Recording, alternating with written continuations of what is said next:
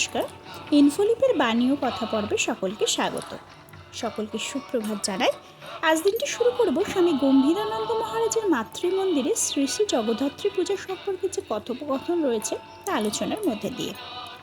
একবার গ্রামের কালী পুজোর সময় নবমুখুর্জে গ্রাম্য সংকীর্ণতাবশত আক্রোশ করে পুজোর জন্য সংগৃহীত চাল শ্যামাসুন্দরীর কাছ থেকে নিলেন না।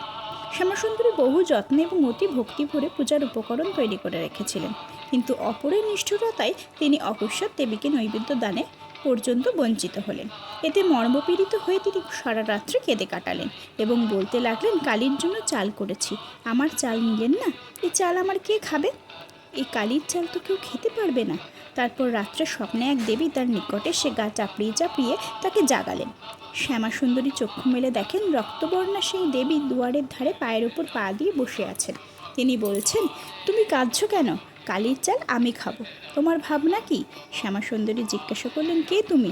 জগদ্ধাত্রী উত্তর দিলেন, আমি জগদম্মা, জগদ্ধাত্রীর রূপে তোমার পুজো গ্রহণ করব। আজ এই সুন্দর ঘটনার মধ্যে দিয়ে দিনটি শুরু করলাম। সকলে ভালো থাকবেন, সুস্থ থাকবেন, আনন্দে থাকবেন।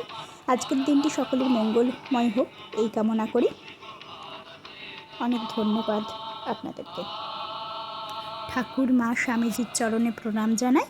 যদি আমাদের এই চেষ্টা ভালো লেগে থাকে, চ্যানেলটিকে সাবস্ক্রাইব করে একটু পাশে থাকবেন।